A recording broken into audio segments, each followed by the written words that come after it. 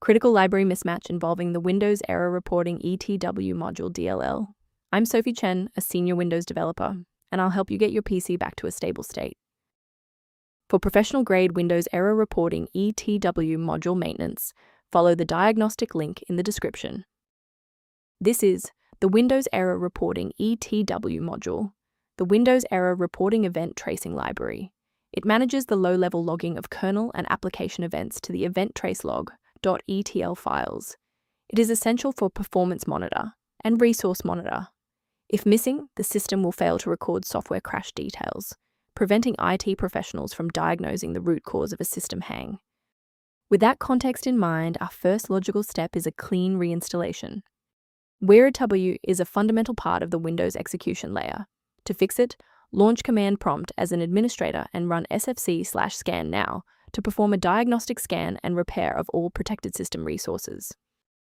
If you are still encountering the error after following the official setup, it's time to investigate the underlying system architecture.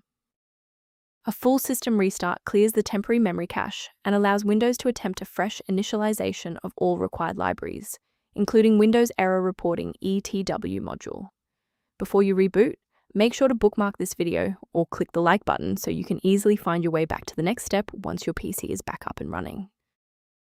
With the reboot complete, check your status. If you're still seeing that error, here is the next phase of the fix. Remember, you can pause the video at any time.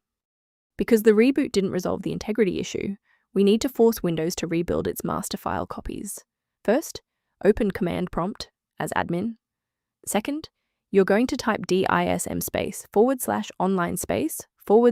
/cleanup image /restore health, then hit enter. Why are we doing this?